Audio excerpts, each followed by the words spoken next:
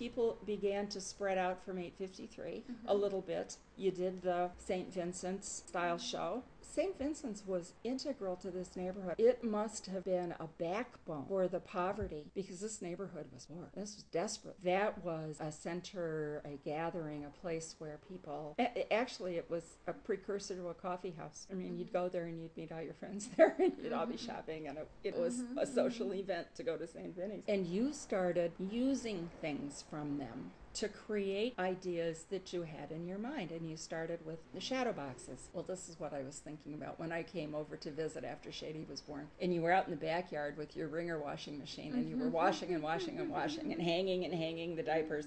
And then you'd come in, and there were all these art supplies around. And you were making boxes. And every room in your house was busy. And I got thinking, how can she be raising a child and have time and thought for all the rest of this? How could you possibly do that?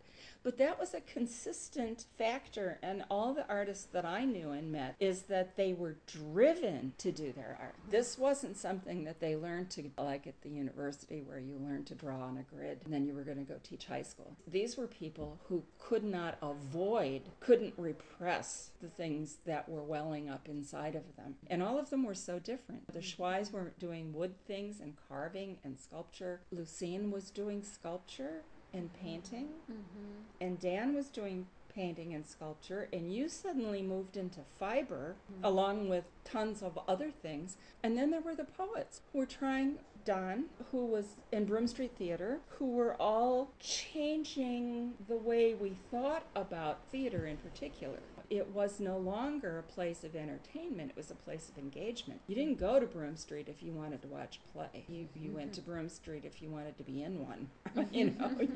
They would practice and they would have a format, and then the audience would come, and suddenly the audience was all involved. It was never something that you could just go to like you could go to the Civic Center. It was something that you had to be engaged in. I'm not sure that was anywhere else in our country at that time. I think Broome Street was the first of those to become not really large scale, but to become well known and to have a lasting the effect. Not just lasted, but we've still got Broome Street, and how many decades has this been?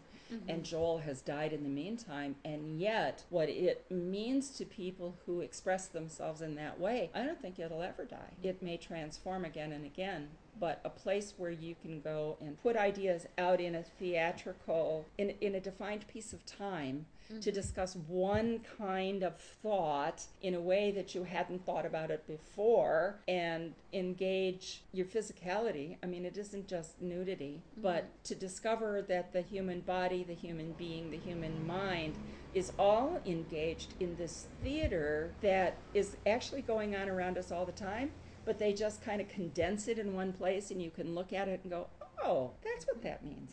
Oh, I get it. That changes my ideas about my political perceptions. Okay. I mean, there's all kinds of ideas that they came up with that would change your perception of your daily life. And I think that more than anything, the art on Williamson Street changed the perception of daily life. It took it out of, we hang pictures on the wall, into, my walls are my art. I live in art. I don't look at art. And I live in a place where words and music was big. I mean, Peter and Lou Berryman grew out of that, and other kinds of music grew out of that. Paul Black and Jerry Alexander, all of that was down here. That people began, at least on Williamson Street, to integrate the idea that their thought, their pleasures, their actions were all of one thing.